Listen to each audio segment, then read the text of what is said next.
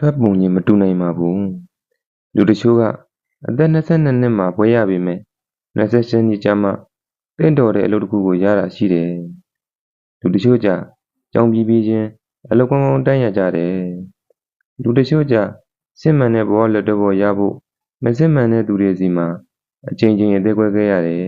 ။မျက်ရည်တွေကျခဲ့ကြရတယ်။လူတချို့ကြအချစ်ဦးနဲ့ပဲချစ်ရင်နောက်ဆုံးအချိန်အထိအတူလက်တွဲသွားကြတယ်။တချို့ကြတက္ကသိုလ်တွေဘွဲဒီဂရီတွေမတက်ဘူးပေမဲ့ဘွဲတွေမရပေမဲ့လည်းဘဝကိုပျော်ပျော်ရွှင်ရွှင်ဖြတ်သန်းနိုင်တာလည်းတွေ့ရတယ်။တချို့ကြအသက်20ကျော်တာနဲ့ကိုယ့်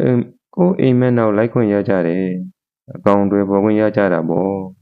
။လူတချို့ကြငယ်ရွယ်နဲ့လိုရင်ဆန္ဒတွေပြည့်ပြီးဘဝမှာအလုံးစုံပိုင်ဆိုင်နေရတာရှိတယ်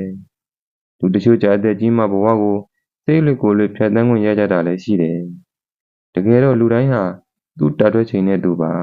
။သူ့အချိန်နဲ့သူသွားနေကြတာပါ။နောက်ကျသွားတယ်ဆိုတာမရှိဘူး။လူတိုင်းကိုယ့်ဖြစ်တည်မှုနဲ့ကိုယ်ပါ။အသက်30ကျော်မှစီးပွားရေးလုပ်တာဝင်ငွေရှာနိုင်တာလဲကောင်းတာပါပဲ။ဒီအရွယ်မှကားဝယ်နိုင်ရင်လဲနောက်မကျပါဘူး။အသက်35နှစ်မှအိမ်တော်ပြုတာလဲမျက်နှာပူစရာမဟုတ်ပါဘူး။ရှက်စရာလည်းမဟုတ်ဘူး။ဒီအချိန်မှာချစ်သူထားတာလဲကလေးမဆန်ပါဘူး။အောင်မြင်မှုတွေရှင်သန်မှုတွေအကုန်လုံးတပြေးညီတူညီနေရမယ်လို့ဘယ်သူကမှမသတ်မှတ်ထားပါဘူး။ဘယ်သူမဆိုစောစောစီးစီးဘဝကိုအောင်မြင်နဲ့နေကြတယ်။ဘယ်သူမဆိုအခြေဦးနဲ့တဘဝလုံးနေသွားကြတယ်။ဘယ်သူမဆိုငယ်ငယ်ရွယ်ရွယ်နဲ့ပိုက်ဆိုင်အများကြီးရကြတယ်။တိုင်းဒီကိုဘဝနဲ့ကိုမို့တခြားသူတွေအထူးတလဲအားကြစရာမလိုဘူး။အထူးတလဲအားငယ်နေစရာလည်းမလိုဘူး။မင်းအတွက်မှန်ကန်တဲ့အချိန်ရောက်လာတဲ့အခါမင်းရောပြည့်ပြည့်ဝဝပျော်ရွှင်ရလိမ့်မယ်။မင်းနဲ့ထိုက်တန်တဲ့အောင်မြင်မှုတွေစုခုရလိမ့်မယ်။လူတချို့ကိုယ့်ထက်ရှေ့ရောက်နေတဲ့လူတွေရှိသလိုလူတချို့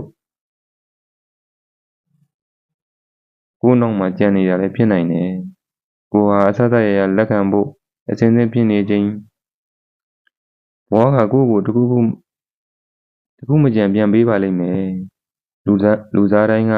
သူတို့ဘဝရဲ့အောင်နိုင်သူကြီးပါ။အရေးကြီးတာကတော့ကိုယ့်ကိုယ်ကိုယုံကြည်မှုမလျော့သွားဖို့ပါပဲ။